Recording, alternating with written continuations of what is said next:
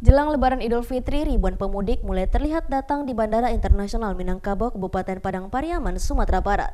Peningkatan jumlah penumpang hampir 50% dibandingkan hari biasa, dan puncak arus pemudik diperkirakan akan terjadi pada H-3 Lebaran nantinya.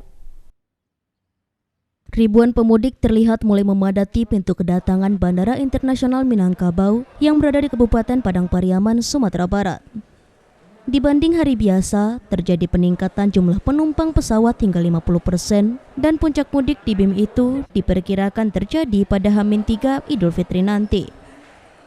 Mengantisipasi lonjakan pemudik yang datang ke Sumbar, pihak Angkasa Pura II mendirikan posko monitoring transportasi udara angkutan Lebaran 2022 untuk melayani kedatangan pemudik yang diperkirakan mencapai 1,6 juta orang.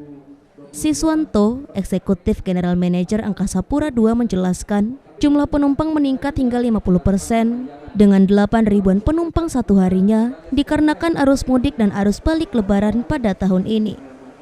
Dengan terjadi peningkatan arus mudik ke Sumbar, pihak Angkasa Pura II tetap menghimbau kepada penumpang untuk tetap mematuhi protokol kesehatan.